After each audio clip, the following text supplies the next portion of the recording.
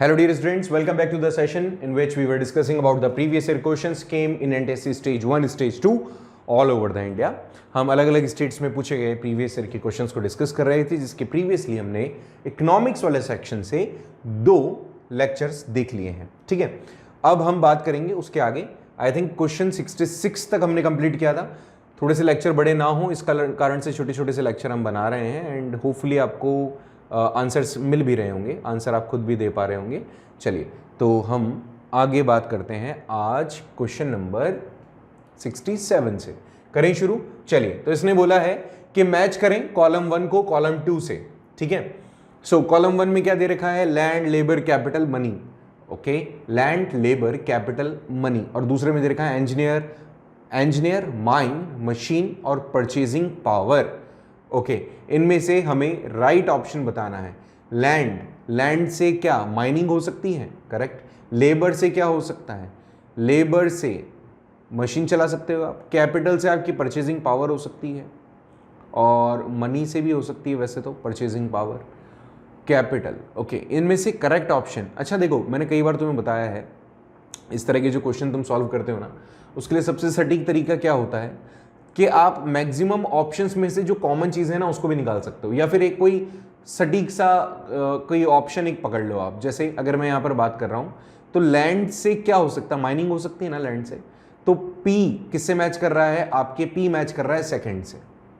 Mining कर सकते हो इससे. अब देखो, अब मैं सेकंड वाले ऑप्शन के साथ जा रहा हूं. इस तरह से आप गैस करके भी इसके सही आंसर निकाल सकते हो. कैसे? क्यों वाला क्या है? फर्स्ट से बात कर रहा है. लेबर इंजीनियर से रिलेट कर रहा है क्या? चलो देखते हैं इसको. आर किससे कर रहा है? थर्ड वाले से.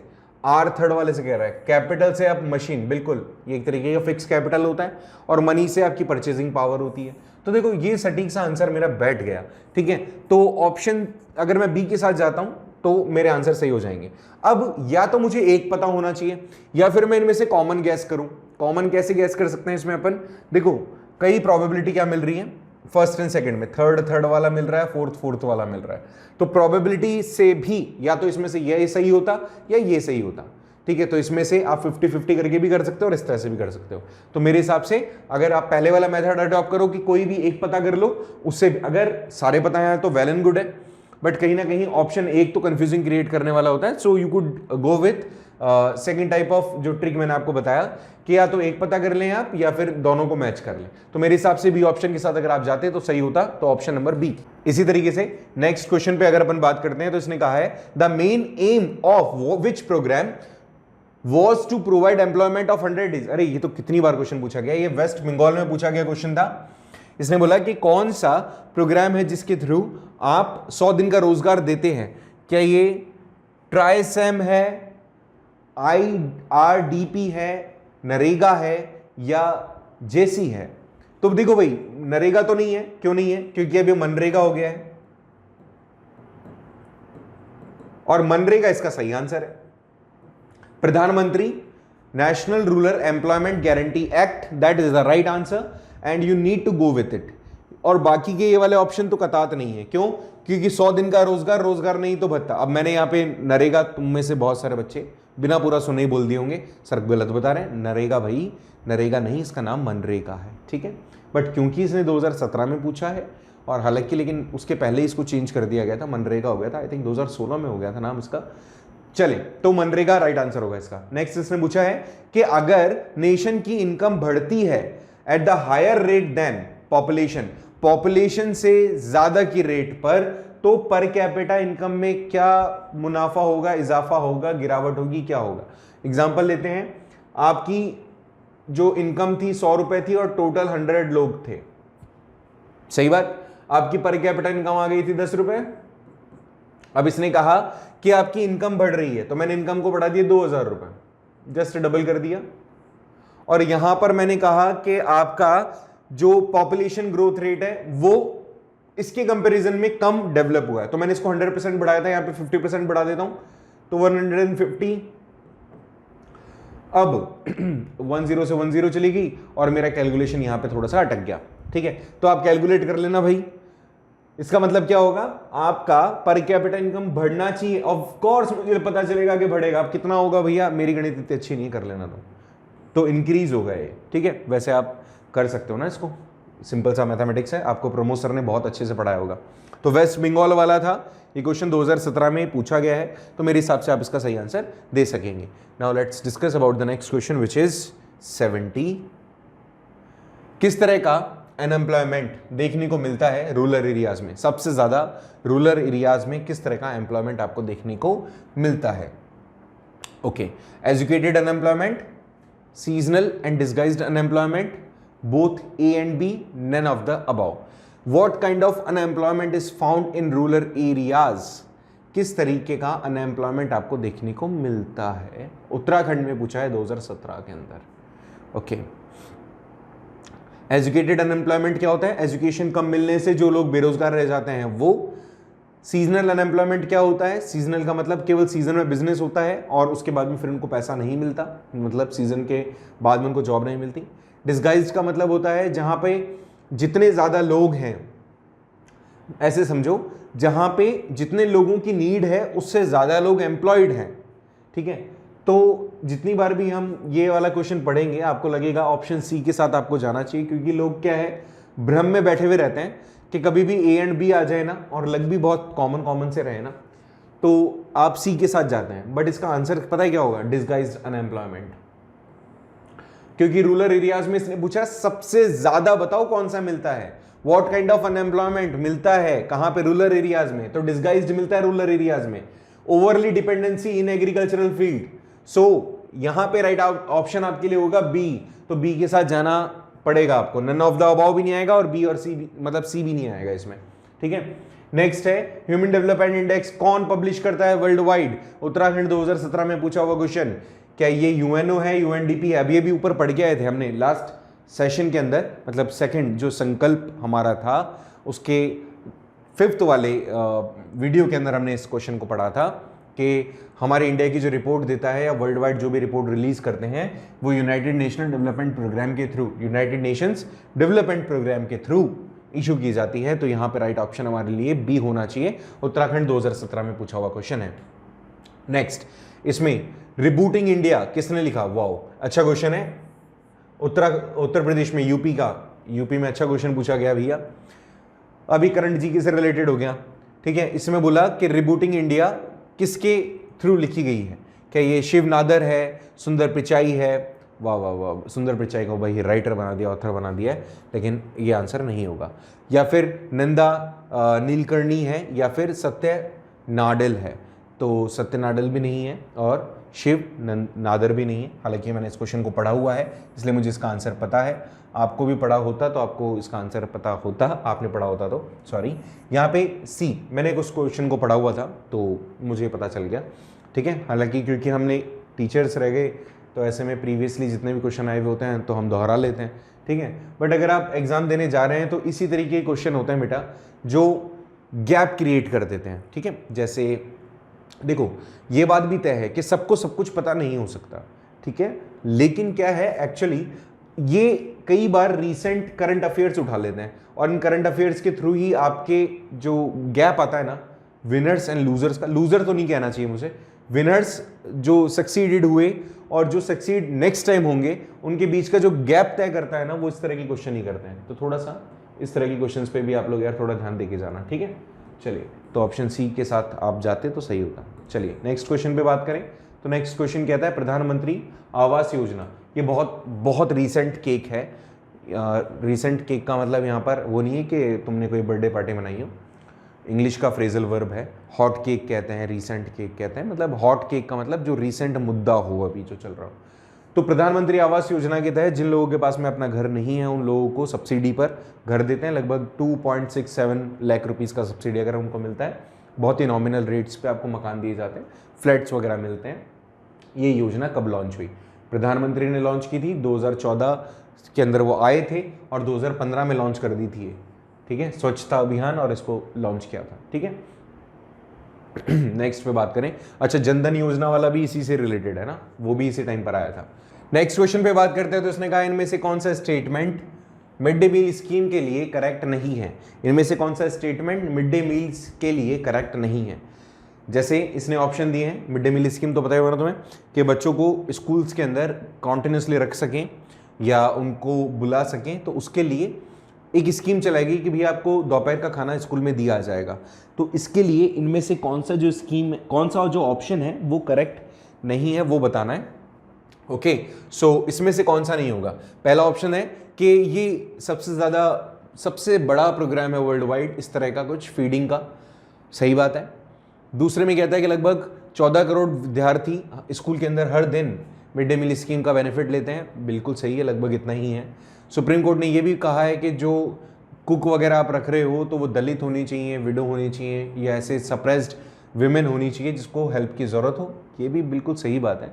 सुप्रीम कोर्ट ने इसमें इंटरफेयर करते हुए कहा था ऐसा, जो आंगनवाड़ी होती है ना उनके थ्रू इनको रखा जाता है। और लास्ट ऑप्शन है कि तमिलनाडु में इसको इम्प्लीमेंट किया था सबसे पहले। तो यहाँ पे चारों ऑप्शन मुझे ठीक लग रहे हैं और चारों ऑप्शन है भी हमारे फोर्थ वाले के अंदर। तो डी ऑप्शन के साथ अगर आप जाते हैं तो आप बिल्कुल परफेक्टली करेक्ट हैं, ठीक है। तो डी ऑप्शन के साथ जाएंगे। तेलंगाना 2017 के अंदर पूछा हुआ क्वेश्चन, अगर आपने डी किया होता तो आप सही होते हैं। इसी हिसाब से अगर हम नेक्स्ट क्वेश्चन पे बात करें तो ये भी शायद तेलंगाना में पूछा गया है सेम ईयर के अंदर कि जो सेंसस 2001 है उसके हिसाब से कितनी परसेंटेज है जिन्होंने हिंदी को मदर टंग माना हुआ है, या कितने लोगों की मदर टंग हिंदी है। तो ये बात तो कई बार तुम्हें पता है और बताया हुआ भी है कि हमारे इंडिया का जो मिड वाला पार्ट है केवल वहीं पर हिंदी बोली जाती है और लगभग 50% से भी कम लोग हमारी हिंदी भाषा को मानते हैं। तो 50% से भी कम में तो देखो एक ऑप्शन ये गलत हो गया, एक ऑप्शन ये गलत हो गया, ये वाला बहुत कम हो गया, ठीक है। मतलब ये दो ऑप्शन तो सरासर गलत हो गए जबकि थोड़ी शेमफुल बात है, बट क्योंकि लेकिन हमारे सेंट्रल पार्ट है ना वही मदर टंग यूज करते हैं एज अ मतलब हिंदी को। सो यहाँ पे राइट आंसर डायरेक्टली आपको बता देता हूँ, 41.03% पॉपुलेशन हमारे इंडिया की जो कि सेंट्रल इंडिया में रहती है वही हिंदी को अपनी मदर टंग मानते हैं। इनमें से नेक्स्ट क्वेश्चन पे बात कर रहा हूं मैं कि identify the full factor that is not related to the migration से रिलेटेड। तेलंगाना 2017 में पूछा वो क्वेश्चन। ओके, इसने पूछा है कि आइडेंटिफाई करें जो रिलेट नहीं करता माइग्रेंट्स से या माइग्रेशन से। माइग्रेशन का मतलब जब आप एक जगह छोड़ के दूसरी जगह चले जाते हैं, तो इनमें से कौन सा वो फैक्टर है जिसके कारण से मैक्सिमम पीपल माइग्रेट होते हैं।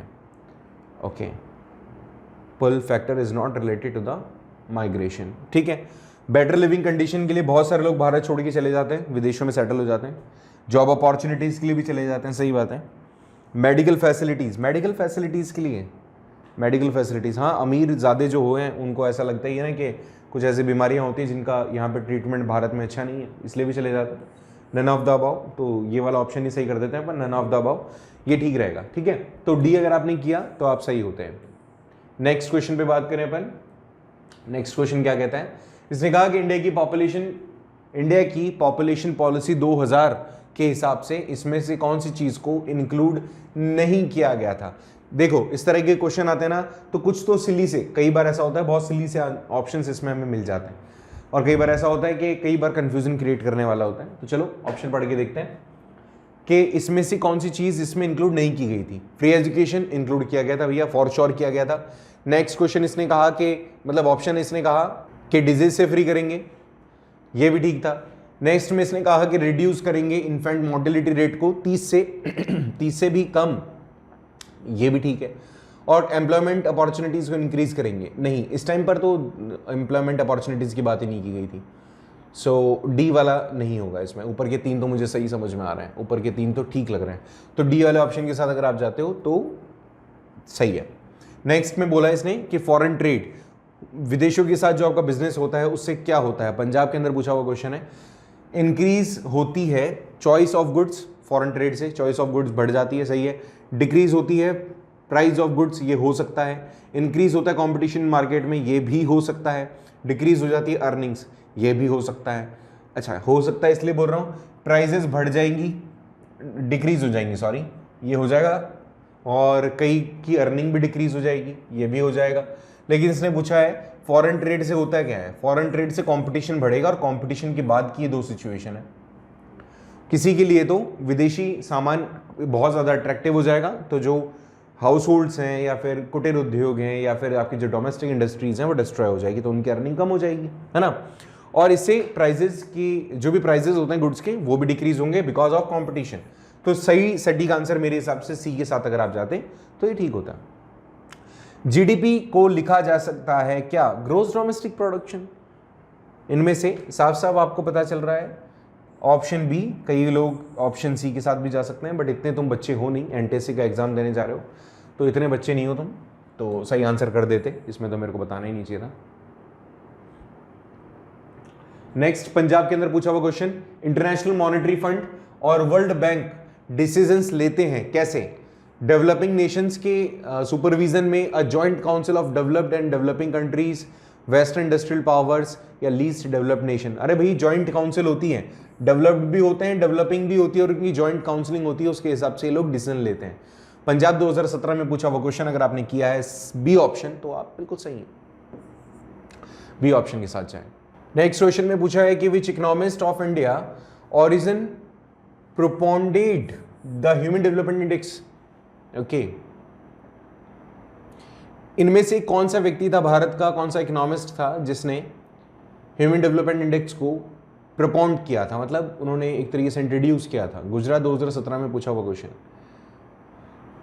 रघुराम राजन, मनमोहन सिंह, अमर्त्य सेन, एच.एम. पटेल। याद करो, इससे रिलेटेड एक क्वेश्चन हमने ऑलरेडी पढ़ा हुआ है, आपको शायद याद आना चाहिए। मैंने बताया था 1998 के अंदर नोबेल प्राइज विनर थे एक, जिन्होंने इकोनॉमिक्स के फील्ड में काफ़ी काम किया था। उनके कारण ही मतलब उनको इकोनॉमी के फील्ड में उत्कृष्ट काम करने के लिए हाईएस्ट जो प्राइज दिया जा सकता था, they have given, that was the Nobel prize in 1998, तो it was Amartya Sen. Right answer है। ठीक है, नेक्स्ट पे आ जाएं अपन कि इनमें से कौन से टर्म है जो कि पॉवर्टी लाइन के भी नीचे रहने वाले लोगों के लिए यूज किया जाता है, तो उसको आप कहते हैं बीपीएल, बिलो पॉवर्टी लाइन। तो गुजरात 2017 में पूछा हुआ चिन्नू सा क्वेश्चन। नरेगा 2005 गारंटी वर्क देता है कितने दिन के लिए? 100 दिन के लिए, 150 दिन के लिए, 120 दिन के लिए, 90 दिन के लिए? 100 दिन के लिए देता है, ये पूछा गया है क्वेश्चन छत्तीसगढ़ के अंदर 2017 में, और इसका आंसर आपने सही किया होगा जो बच्चे एग्जाम दे के बैठे हुए हैं। इंडिया की ह्यूमन डेवलपमेंट इंडेक्स के हिसाब से रैंक बताओ 2016 में, तो मैं ऑलरेडी तुम्हें कई बार बता चुका हूँ, ये वाला क्वेश्चन कई बार रिपीट हो चुका है। 131वीं रैंक थी भारत की, तो यहाँ पे आंसर अगर आपने 131 किया होता तो आप बिल्कुल सही होते। नेक्स्ट में बात करें, the actual meaning of development comes from. Development कहाँ से आता है? एक्चुअल डेवलपमेंट किससे रिलेटेड है? तो इन सभी चीज़ों से रिलेटेड है, इनकम से रिलेटेड है, लाइफ लिटरेसी रेट से रिलेटेड है, एवरेज जो लाइफ इंसान जीता है उससे रिलेटेड है, तो all of the above would be right. D option के साथ अगर आप जाते हैं छत्तीसगढ़ वालों, अगर आपने 2017 में इस क्वेश्चन को देखा होता और अगर आपने डी किया होता तो आप बिल्कुल सही होते। ओके, सो नेक्स्ट क्वेश्चन पे आ जाते हैं। क्वेश्चन नंबर 86 छत्तीसगढ़ 2017 में पूछा हुआ है कि the sex ratio in India was 940 इन 2011। इसका मतलब क्या है? यहां पे sex ratio is low, sex ratio is high, sex ratio is balanced, या नथिंग कैन बी सेड। ऐसे समझो कि 1000 लड़कों के कंपैरिजन में 940 गर्ल्स ही बर्थ ले रही हैं, तो ऑब्वियसली ये रेशियो कैसा है? ये रेशियो के बीच मतलब इसके बीच में गैप बहुत ज्यादा है, तो यहां पे सेक्स रेशियो इज लो। आप कह सकते हो कि यहां पे बैलेंस्ड तो नहीं है, हाई भी नहीं है, और कुछ कहा नहीं जा सकता, तो क्या ही कह रहे हो, फिर आई क्यों तुम? मतलब मजाक करते हो, बिल्कुल ऐसी बात है। यहां पे आ जाओ आप ए के साथ में कि यहां पर ये जो लो है इनको कंपेयर करना चाहिए और बैलेंस करना चाहिए। हालांकि अगर मैं आपको अगर आज के सिनेरियो के हिसाब से बताऊं तो लगभग ये जो सेक्स रेशियो है इसके बीच में फ्लक्चुएशन, ये जो गैप है ये फिल हो चुका है। ठीक है, ऑफिशियली तो पता नहीं है, बट जो डेटाज मैं पढ़ रहा था अभी थोड़े दिन पहले, तो उसके अंदर बताया गया है कि 1000 से प्लस होगा गर्ल्स का रेशियो। जो गर्ल रेशियो है वो 1000 से पहली बार ऊपर जाएगा भारत के अंदर। लेट्स सी, अभी जो रिपोर्ट फाइनल आना बाकी है क्या होता है। इसने नेक्स्ट कहा है कि विच of the following group of the country has better performance in term of human development index. तो श्रीलंका जहां आ जाए उसको यूज कर लो। अच्छा चलो ठीक है, श्रीलंका सब में ही है। तो भूटान, नेपाल ना हमसे ज़्यादा अच्छे नहीं है भूटान और नेपाल का, हाँ ह्यूमन डेवलपमेंट्स तो ठीक है। पाकिस्तान तो बिल्कुल सरासर ऐसे काट दिया करो उसको, ऐसे दिखे तो। बांग्लादेश भी ऐसे काट दिया करो। केन्या तो पुअर है, घाना पुअर है, ठीक है। इसने क्या कहा है, तो इसमें इंडोनेशिया, ठीक है, इंडोनेशिया की करेंसी हमसे थोड़ी सी ज़्यादा है शायद। क्यूबा और श्रीलंका, ओके। सो हाँ ठीक है, ऑप्शन सी के साथ आप जाओ, सबसे बेस्ट है इनमें से। तो सबसे बेस्ट मेरे को ऑप्शन सी लग रहा है। क्यों? क्योंकि देखो क्यूबा आपके साउथ अमेरिका कंट्री है, साउथ अमेरिका में आता है। साउथ भी नहीं कह सकते पूरा इसको, क्योंकि साउथ अमेरिका और नॉर्थ अमेरिका के बीच में आ जाता है। तो ठीक है, हाँ डेवलप्ड कंट्री है, इसमें काउंट ही नहीं करते अमेरिका को इसमें। सो ऑप्शन सी के साथ अगर आप जा रहे हैं तो ठीक है, option C is the right one.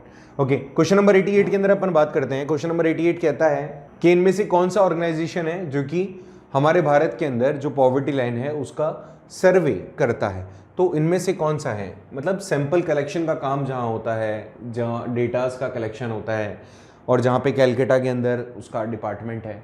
तो क्या NSO है, प्लानिंग कमीशन है, नन ऑफ द अबव है, NSSO है, नेशनल सैंपल सर्वे ऑर्गेनाइजेशन। ये तुम्हें पढ़ते ही आ जाना चाहिए, चंडीगढ़ के अंदर पूछा गया क्वेश्चन है 2017 में, ठीक है। सो NSSO would be right one.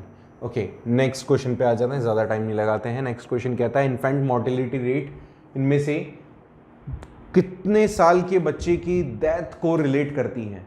कितने साल का बच्चा होगा जिसकी अगर डेथ हो जाती है तो उसको आप इन्फेंट मोर्टेलिटी रेट में इंक्लूड करते हो। चंडीगढ़ 2017 में पूछा हुआ क्वेश्चन है। 1 साल, 2 साल, 3 साल, 5 साल।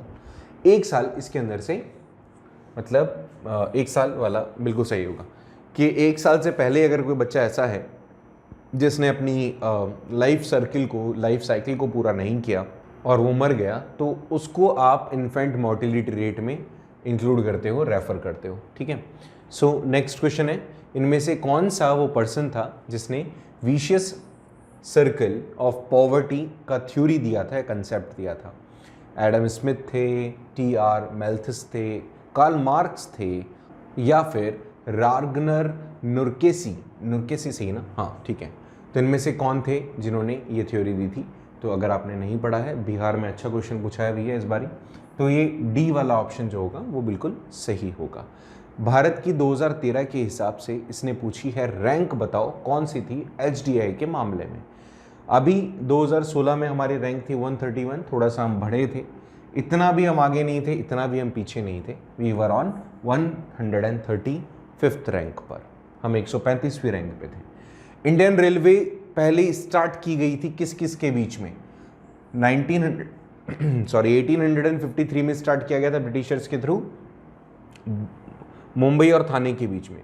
उसके बाद में फिर वो चले गए बंगाल वाले साइड में, ठीक है। तो यहाँ पे ऑप्शन सी के साथ अगर आप जाते हैं, ये भी बिहार में पूछा हुआ क्वेश्चन है, थोड़ा सा ब्रिटिश टाइम ड्यूरेशन से, ब्रिटिश पीरियड से पूछ लिया क्वेश्चन था। चलो कोई नहीं, जवाब दे दिया होगा तुम लोगों ने। नेक्स्ट क्वेश्चन पे आ जाते हैं। नेक्स्ट क्वेश्चन कहता है कि इनमें से कौन सा स्टेटमेंट कंजर्वेशन ऑफ रिसोर्सेज से रिलेटेड नहीं है। आंध्र प्रदेश 2017 में पूछा हुआ क्वेश्चन है, और इसमें बोला गया पहले सबसे पहले ये पूछा गया कि इसमें जो सबसे पहले एक सिस्टमेटिक तरीके से वाटर या फिर किसी भी टाइप के नेचुरल रिसोर्सेज की कंजर्वेशन की बात जो की गई थी वो रोम के थ्रू की गई थी 1968 में, सही बात है। फिर ब्रिडेंट लैंड कमीशन रिपोर्ट 1987 ने इंट्रोड्यूस किया सस्टेनेबल डेवलपमेंट प्रोग्राम, ये भी बिल्कुल सही है। EF शुमाकर ने लिखी थी एक किताब जिसका नाम था स्मॉल इज ब्यूटीफुल, ये भी बिल्कुल सही है। लास्ट ऑप्शन आ जाता है द अर्थ समिट, सबसे पहले इंट्रोड्यूस किया गया था न्यूयॉर्क में, ब्राज़ील में हुआ था 1997, Brazil Rio de Janeiro Earth Summit, आपने पढ़ा होगा इसके बारे में। तो जो डी ऑप्शन होगा यहाँ पे करेक्ट नहीं है, ठीक है। तो डी ऑप्शन के साथ अगर आप जाते हैं, डी ऑप्शन अगर आपने किया है तो आप बिल्कुल करेक्ट है। जल्दी जल्दी नेक्स्ट क्वेश्चन पे बात करें तो अपन जल्दी जल्दी क्वेश्चंस पढ़ने हैं और फटाफट करने हैं, क्योंकि इस स्पीड से तो नहीं हो पाएगा भैया। Highest annual growth rate in India was recorded in these decades. Highest annual growth rate in India record किया गया था किन डिकेड्स में? आंध्र प्रदेश 2017 में पूछा हुआ क्वेश्चन था, 1991, 1971, 2001, 61, अच्छा मिक्स, ये थोड़ा सा जंबल करके दिया हुआ है।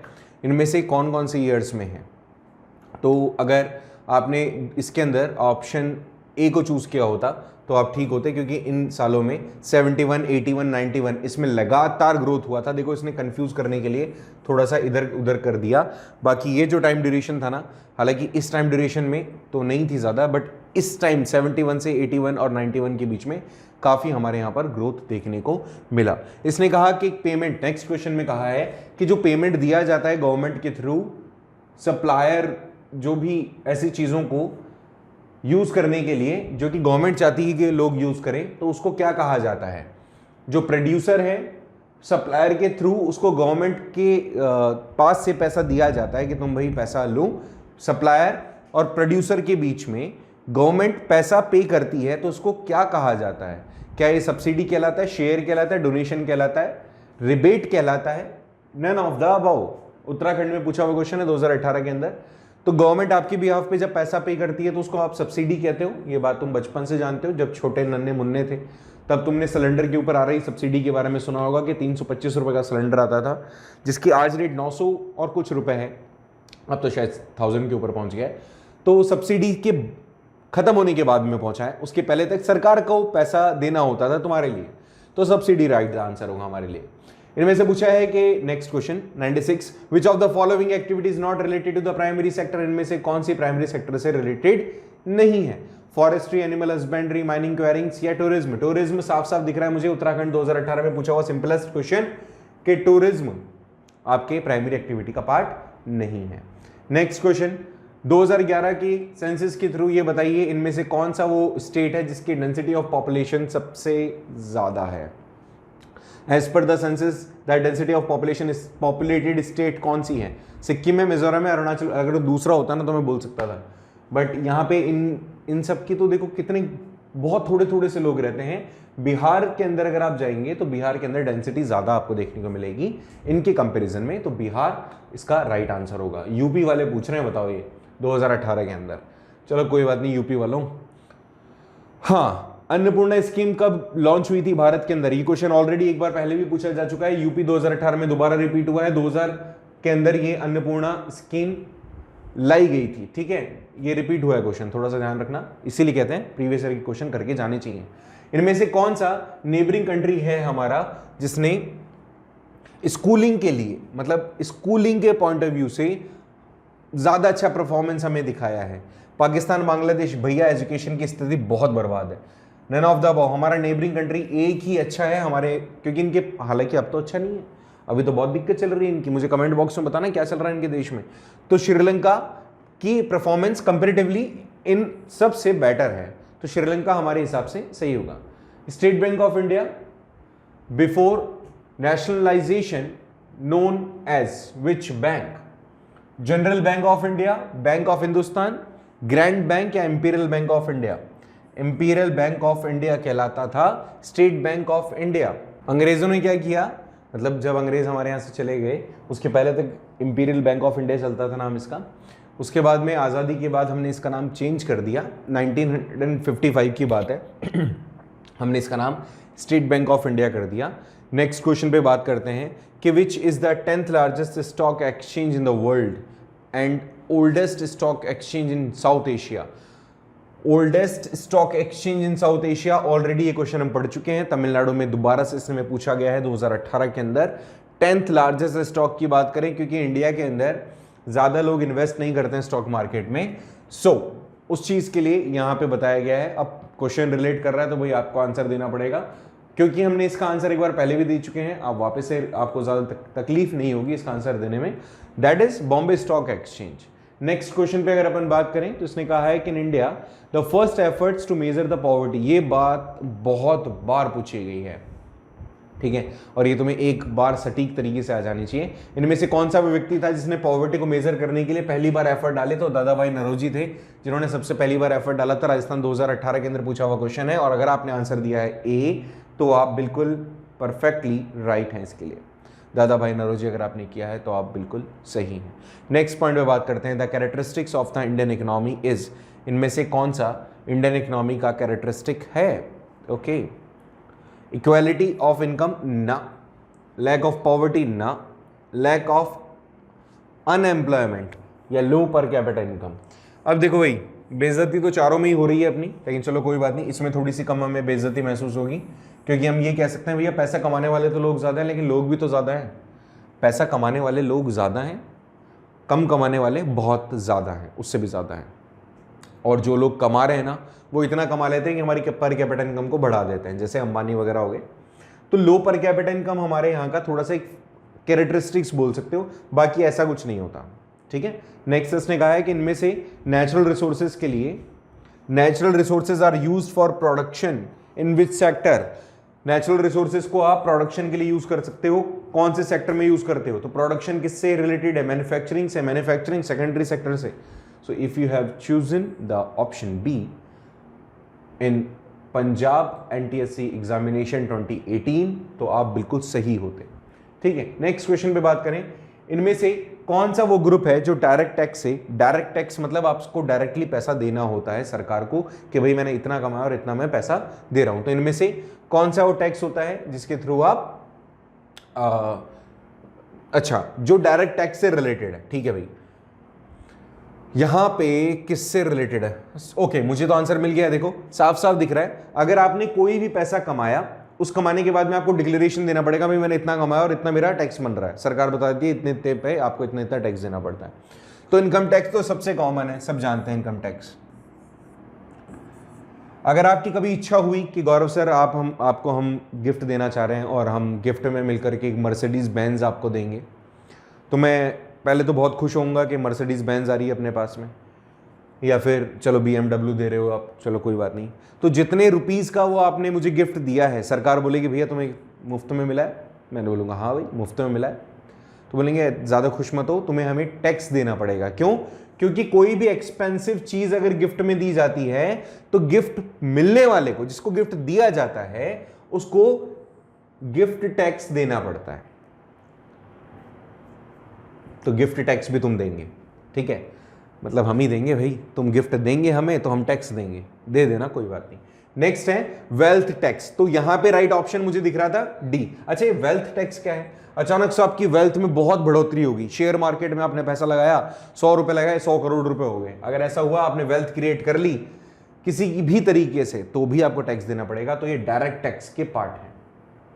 सेल टैक्स नहीं होता, इधर सेल टैक्स दे रखा है, सेल टैक्स इधर भी दे रखा है, सेल टैक्स नहीं होता है। सेल टैक्स का मतलब हो गया जितने का सेल हो रहा है उस पर आपको टैक्स देना है। तो आजकल सेल टैक्स हटा दिया गया है, जीएसटी आ गया है उसमें, ठीक है। तो ये वाला पार्ट नहीं है, वो इनडायरेक्ट टैक्स का पार्ट होता है कि कस्टमर से आपने ले लिया फिर आपने सरकार को चुका दिया।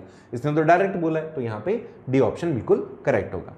नेक्स्ट क्वेश्चन में इसने कहा कि अगर India has the higher national income as compare to the Brazil, per capita income of India is lower than Brazil, क्योंकि अगर भारत में पैसा ज्यादा कमा रहे हैं लेकिन पर कैपिटा इनकम के मामले में भारत ब्राजील से पीछे है, तो कारण क्या है? पॉपुलेशन ज्यादा होगी हमारी, सीधी सीधी बात है कि population of India is more, बिल्कुल करेक्ट बात है ये तो। दुनिया के अंदर दूसरे नंबर पे पॉपुलेशन लिए बैठे हैं, अब क्या करें भाई बताओ।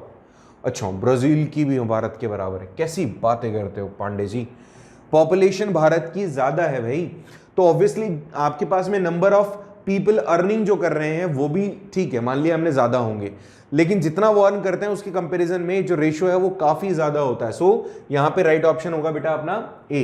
ये क्वेश्चन पूछा गया था महाराष्ट्र के अंदर। चलो 2-3 क्वेश्चन और देख लो, फिर तुम्हें मैं फ्री कर दूंगा इस लेक्चर से।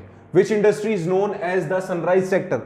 Sunrise sector in of India, okay, कौन सी इंडस्ट्री है जिसको सनराइज सेक्टर कहा जाता है? क्या ये सीमेंट इंडस्ट्री है, क्या ये जूट इंडस्ट्री है, क्या ये ऑटोमोबाइल इंडस्ट्री है, खादी या फिर विलेज इंडस्ट्री है? इनमें से कौन सी इंडस्ट्री को आप उगते हुए सूरज की उपमा दे सकते हैं? तो भारत के अंदर सबसे तेजी से जो इंडस्ट्री ग्रो कर रही है वो ऑटोमोबाइल इंडस्ट्री है, जो काफी ज्यादा तेजी से ग्रो कर रही है। सीमेंट इंडस्ट्री भी नहीं है, जूट इंडस्ट्री भी नहीं है, और खादी इंडस्ट्री तो बिल्कुल डाउनफॉल में जाती जा रही है। सो यहाँ पे आप ऑप्शन बी के साथ जा सकते हैं, महाराष्ट्र 2018 में पूछा हुआ क्वेश्चन है। नेक्स्ट क्वेश्चन पे बात करें तो इसने कहा है कि the main function of the foreign exchange bank is, the main function of foreign exchange bank is what?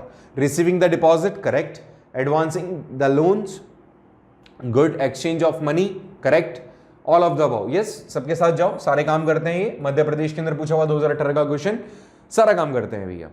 Next पे आ जाओ, आरबीआई पैसा देता है कॉमर्शियल बैंक्स को फॉर शॉर्टफॉल ऑफ फंड। बिल्कुल, थोड़े टाइम के लिए अचानक से पैसा खत्म हो जाता है तो इनको क्या करता है, पैसा देता है आरबीआई। आरबीआई कंट्रोल करता है मनी की सप्लाई को थ्रू रिजर्व रेपो रेट। ये भी बहुत सही है, कर्नाटका 2018 में पूछा हुआ क्वेश्चन है, मुझे याद आ रहा है। जब मैं आपको मनी इन क्रेडिट पढ़ा रहा था तो मैं बैंकिंग पढ़ा रहा था उसमें, और बैंकिंग के अंदर मैंने तुम्हें कहा था कि मैं आरबीआई पढ़ाऊंगा और तुम्हें इस तरह की सारी रेट्स के बारे में बताऊंगा। शायद मैं वो लेक्चर बनाना भूल गया ना, बनाएंगे आपके लिए, ठीक है। अब देखो भाई, इसने कहा दोनों ही बिल्कुल सही ऑप्शंस हैं, दोनों ही सारे स्टेटमेंट तो दोनों सही हैं। तो अगर इसमें से कोई स्टेटमेंट रॉन्ग है तो उसको हटा दो। ए रॉन्ग बता रहा है, आर रॉन्ग बता रहा है। अब ए और बी, मतलब ए वाला है ऑप्शन अपने पास और डी वाला है, इनमें से एक करेक्ट है, ठीक है। आरबीआई पैसा देता है बहुत, हाँ बिल्कुल सही। इसमें मेरे को पहला वाला ऑप्शन बिल्कुल सही लग रहा है। क्यों? क्योंकि A is correct, R correct explanation है। देखो ये रिवर्स रेपो रेट क्या होता है, ऐसे समझो, बाजार के अंदर, इसको थोड़ा अच्छे से समझना। बाजार में जब आपके पास में पैसा बहुत सारा होगा तो आप क्या करोगे, ज्यादा पैसा खर्च करोगे। खर्च ज्यादा करोगे तो इसमें क्या होगा, चीजों की महंगाई, आप मतलब चीजों की रेट जो है वो बढ़ा दोगे आप। ऐसे में आरबीआई क्या करता है, reverse repo rate. Repo rate क्या होता है, जिस रेट पर आरबीआई बैंकों को पैसा देता है शॉर्ट टर्म के लिए, वो तो रेपो रेट है। और जिस रेट पर आरबीआई बैंकों से पैसा लेता है, मतलब आप बैंक अगर हैं तो आप भी आरबीआई के पास में पैसा अपना डिपॉजिट करा सकते हैं। तो बाजार के अंदर जब पैसा ज्यादा हो जाता है, मतलब बाजार के अंदर सब लोगों के पास में पैसा है, सब खर्च कर रहे हैं, खूब लोन ले रहे हैं और खूब चीजें खरीद रहे हैं उधारी में, तो ऐसे में बैंकों को, बैंक जो होंगे ना, उनको एक तरीके से आरबीआई अपनी तरफ अट्रैक्ट करेगा कि भाई दुनिया को लोन मत दो, तुम तो मेरे पास पैसे जमा करा दो, मैं तुम्हें फिक्स पैसा दे दूंगा। और बैंकों को पता होता है कि आरबीआई पैसा लगेगा तो भागेगा नहीं। बाकी कुछ लोग जिनको पैसा देते हैं उनमें से 10 तो ऐसे होते हैं 100 में से जो पैसा लेके भाग जाते हैं या करप्ट हो जाते हैं। ऐसे में बैंकों को अपनी तरफ अट्रैक्ट कर लेता है आरबीआई इस रिवर्स रेपो रेट, आर कहा जाता है इसको। आर का प्रमोशन कर रहा हूं मैं, थोड़ा सा देखना, अच्छी पिक्चर थी। तो आर के हिसाब से यहां पे बैंकों को आरबीआई अपनी तरफ अट्रैक्ट करता है, जिससे कि बैंक दुनिया को लोन ना दे करके आरबीआई में जमा करा देते हैं। इससे बाजार में पैसा कम हो जाता है और अल्टीमेटली इन्फ्लेशन को भी आप कंट्रोल कर पाते हो। तो ऐसे में राइट ऑप्शन मुझे ए दिख रहा है। अगर आपने ए किया होता कर्नाटका के अंदर 2018 में तो आप सही होते, ठीक है। चलो नेक्स्ट क्वेश्चन पे आ जाओ। ओके, ये थोड़ा सा आउट ऑफ द अबाउ क्या, which activity related to primary sector. यहां पर देखो, ये क्वेश्चन जो है हरियाणा में पूछा गया था 2018 में, ये यहां आएगा ये, ठीक है, ठीक है। तो थोड़ा सा इसको पहले पढ़ना पड़ेगा। The following are the some activities, giving seeds and fertiliser subsidy to the farmers, cultivation wheat, making आटा from the wheat, providing storage facility for the wheat। ये सारी चीजें क्या है, इनमें से कौन सी एक्टिविटी रिलेट करती है प्राइमरी सेक्टर से। प्राइमरी सेक्टर का मतलब क्या होता है, एग्रीकल्चर से रिलेटेड। तो इनमें से कौन सा एक्टिविटी ऐसा है जो एग्रीकल्चर से रिलेट कर रहा है। Giving seed and fertiliser to the farmers, okay. Cultivating wheat, ये तो सही होगा। चक्की से आटा बना रहे हो, नहीं ये भी गलत होगा। स्टोरेज फैसिलिटी दे रहे हो, नहीं। ए ऑप्शन ही मुझे सही लग रहा है ना, नहीं ए और बी ठीक कर रहा है मुझे, क्योंकि फर्टिलाइजर देखो, इसके अंदर तो मशीन आपने ले ली और इसके अंदर आपने सर्विस दे दी। बाकी ये ऊपर दोनों वाली एक्टिविटीज है ना, इसमें डायरेक्टली ये बताया कि आप एग्रीकल्चर से रिलेट कर सकते हो। हरियाणा में पूछा गया क्वेश्चन है और ऑप्शन नंबर बी के साथ अगर मैं जाता तो बिल्कुल सही होता है। क्यों? ए और बी दोनों ही डायरेक्टली बोल रहा है कि आप एग्रीकल्चर से रिलेटेड है। अब आ जाइए नेक्स्ट क्वेश्चन पे। नेक्स्ट क्वेश्चन क्या कह रहा है, देखिए नेक्स्ट क्वेश्चन कहता है कि 2011 के कंसेंसस के, मतलब सेंसस के हिसाब से कितने लोग हमारे यहाँ पे एजुकेटेड अनएम्प्लॉयड हैं इंडिया के अंदर। तो अगर आपने डायरेक्टली इसको मेरे को बताना पड़ेगा क्योंकि इसमें कोई लॉजिक नहीं है। डायरेक्टली 84 बिलियन पीपल थे 2011 के हिसाब से जो पढ़े लिखे थे लेकिन फिर भी उनको जॉब नहीं मिली थी। गुजरात 2018 में पूछा गया क्वेश्चन था, अच्छा क्वेश्चन था। नेक्स्ट के अंदर अपन बात करें तो इसने कहा कि इनमें से कौन सा ऐसा ऑर्गेनाइजेशन है जो कि देखता है कि क्रेडिट की कितनी जरूरत है। ओके, भारत के अंदर रूरल एरियाज के अंदर उनके डेवलपमेंट के लिए क्रेडिट की नीड को कौन पूरा करता है? क्या ये FCI है, IDBI है, नाबार्ड है, SBI है? इनमें से कौन सा वो ऑर्गेनाइजेशन है जो कि क्रेडिट की नीड को एग्रीकल्चर सेक्टर और रूरल एरियाज के लिए कंप्लीट करता है? देखो सारे वैसे तो बैंक ही हैं, सभी चारों ही बैंक का नाम इसमें दिया हुआ है, लेकिन अगर मैं इनकी फुल फॉर्म के हिसाब से जाऊं ना तो मुझे राइट आंसर पता चल जाएगा। हालांकि इसके अंदर से बाकी के स्टार्टिंग के दोनों जो हैं वो तो प्राइवेट ऑर्गेनाइजेशंस के अंडर में आएंगे। SBI गवर्नमेंट है लेकिन वो भी प्रॉफिट मेकिंग का काम करता है ऑफ कोर्स। लेकिन जो नाबार्ड है, नाबार्ड जिसका मतलब होता है national bank of agriculture and rural development, ठीक है, 1982 के अंदर इसका एस्टेब्लिशमेंट हुआ था। एंड इसका मेन इंटेंशन था कि जो भी एग्रीकल्चर के अंदर नीड्स हैं क्रेडिट की वो दी जाए और रूरल एरियाज को डेवलप किया जाए, ठीक है। तो अगर ऑप्शन सी के साथ आप गए थे, दिल्ली 2018 के अंदर पूछा हुआ क्वेश्चन था, अगर आप गए तो आप बिल्कुल सही थे। सबसे पहली बार 5 ईयर प्लान कब स्टार्ट किया गया? चंडीगढ़ के अंदर 2018 में पूछा हुआ क्वेश्चन था। 47, 51, 48, 50, याद रखें इसका सही आंसर होगा 51 में पहली बार हमारे यहाँ जनरल इलेक्शंस हुए। जनरल इलेक्शन के बाद में सरकार जो बनी पंडित जवाहरलाल नेहरू की अध्यक्षता में, प्राइम मिनिस्टर रहे वो, उन्होंने बहुत सारे अलग अलग ऑर्गेनाइजेशंस सेटअप किए जिसमें से प्लानिंग कमीशन भी एक था। प्लानिंग कमीशन ने सबसे पहली बार बनते ही 5 ईयर प्लान को इंट्रोड्यूस किया और ये जो 5 ईयर प्लान थे उसकी शुरुआत हुई। उसमें सबसे पहला 5 ईयर प्लान था 51 से 56 के टाइम ड्यूरेशन के लिए, 1951 से 1956 के बीच का। इसके अंदर मेन इंटेंशन जो रखा गया था वो था एग्रीकल्चर सेक्टर को कैसे बढ़ाया जाए, उसके साथ ही मतलब हो गया इसका आंसर ना, तो क्यों ज्ञान दे रहा हूँ फालतू इसमें। ऑप्शन बी के साथ अगर आप जाते हो तो बिल्कुल सही हो आप। नेक्स्ट है, which one of the following agency issue 1 rupee currency note in India? याद रखना 2 रुपए तक का कोई भी करेंसी नोट है उसको हमारे यहाँ का फाइनेंस डिपार्टमेंट ही इशू करता है। 2 रुपए से बड़ा कोई भी नोट होता है उसको प्रिंट करने का काम होता है RBI का। तो यहां पर भी रिजर्व बैंक ऑफ इंडिया होगा नहीं, ministry of finance, commerce ministry, commercial bank नहीं, तो मिनिस्ट्री ऑफ फाइनेंस मिनिस्टर के थ्रू इस पे साइन होते हैं। आप देखिएगा 1 रुपए के नोट पे वित्त मंत्री के साइन होंगे, 2 रुपए के नोट पे वित्त मंत्री के साइन होंगे। इसने 1 रुपए का पूछा है तो यहाँ पे फाइनेंस वाला आएगा, बी ऑप्शन बिल्कुल सही होगा। तो हमने 2018 तक के जो इको से पूछे हुए क्वेश्चंस थे वो हमने कर लिए, कुछ क्वेश्चंस और हैं वो देख लेंगे और, ठीक है। 2019 से हम डिस्कस करेंगे, कल एक और इसका लेक्चर बनेगा। तब तक आप प्रीवियस वाले पढ़ लें, कहीं प्रॉब्लम है तो पूछें और कमेंट करा करो, शेयर किया करो, लाइक भी कर दिया करो, बहुत मेहनत होती है तुम लोगों के लिए, ठीक है। कहीं डाउट आए तो पूछा भी करो, डाउट ही नहीं पूछते तुम लोग, ऐसा थोड़ी होता है। टेलीग्राम चैनल बनाया हुआ है तुम लोगों के लिए तो बनाया हुआ है। चलिए ठीक है, मिलते हैं नेक्स्ट क्लास में संकल्प, एक और नए संकल्प के साथ कि हम किस तरह से पढ़ेंगे आगे और बढ़ेंगे आगे। तब तक के लिए सी यू देन।